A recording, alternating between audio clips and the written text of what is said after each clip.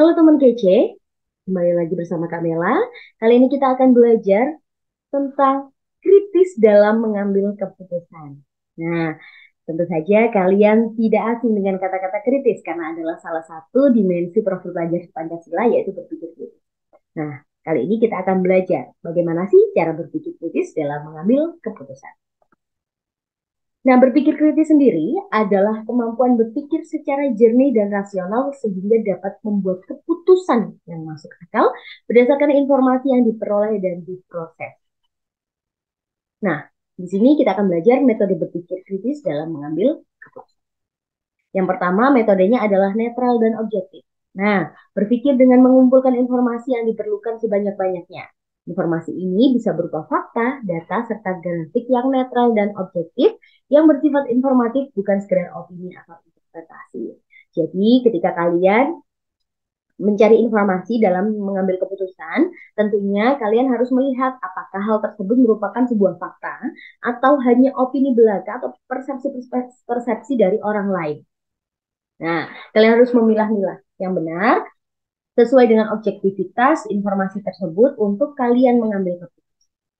Jadi jangan menelan mentah-mentah informasi tersebut. Selanjutnya yang kedua adalah emosi, intuisi, feeling, dan perasaan. Nah, ini merupakan aspek dari kecerdasan emosional. Jadi dalam berpikir kritis, kalian tidak boleh melupakan aspek-aspek ini. Nah, berpikir dengan melihat suatu persoalan dari sudut pandang emosi dan perasaan, baik yang positif atau negatif, tanpa perlu alasan atau logika. Emosi juga menyangkut tipe perasaan yang lebih kompleks, yaitu naluri atau insting dan intuisi. Berpikir melalui naluri dan intuisi, memberi arah akan hal yang tidak bisa dibeberkan fakta dan informasi. Jadi, ketika kalian memutuskan atau memberi keputusan, tentunya kalian harus memiliki sebuah perasaan apakah keputusan tersebut tepat dan tidak menyakiti orang lain atau misalnya tepat untuk situasi atau keadaan di lingkungan kalian. Tapi tentunya tidak keluar dari tujuan kalian. Jadi kalian tetap harus memikirkan emosi, intuisi, feeling, dan perasaan dalam mengambil keputusan. Selanjutnya, manfaat dan keuntungan.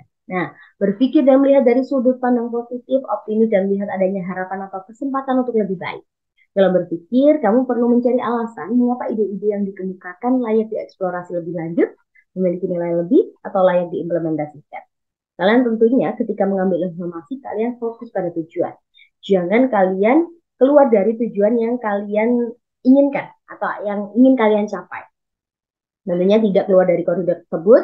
Nah, ketika kalian mengambil keputusan, apakah keputusan tersebut memiliki nilai lebih, dapat diimplementasikan sesuai dengan tujuan kalian. Kemudian yang keempat, memikirkan kemungkinan negatif. Nah, dalam berpikir, kamu perlu memikirkan apakah keputusanmu memiliki dampak negatif, kelemahan atau resiko yang mungkin akan dihadapi. Kita tidak berpikir positifnya saja ketika mengambil keputusan. Apakah keputusan tersebut memiliki resiko yang besar? Atau mungkin keputusanmu memiliki resiko, namun resiko-resiko tersebut dapat di dapat dipecahkan. Nah, atau dapat dikurangi. Nah, itu tentu perlu kalian pikirkan tentang kemungkinan-kemungkinan negatif tersebut. Apakah keputusan kalian itu merugikan orang lain atau tidak? Atau mungkin merugikan dirimu sendiri. Selanjutnya, yang kelima adalah kreatif. Dalam mengambil keputusan, kamu juga perlu berpikir kritis untuk melakukan inovasi, solusi, alternatif, dan kemungkinan-kemungkinan baru.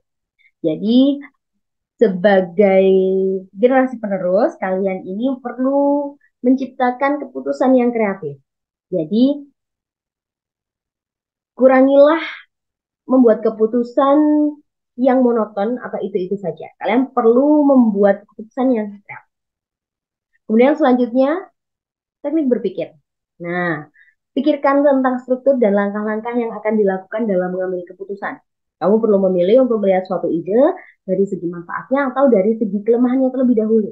Nah, jadi ketika kamu mengambil keputusan, tentunya ada langkah-langkah yang perlu kamu lakukan atau kamu rancang. Jadi ketika kamu sudah merancang langkah-langkah tersebut, kamu harus melakukannya secara runtut agar keputusan yang kamu ambil nanti juga sesuai dengan rencana atau sesuai dengan tujuan yang ingin dihasilkan.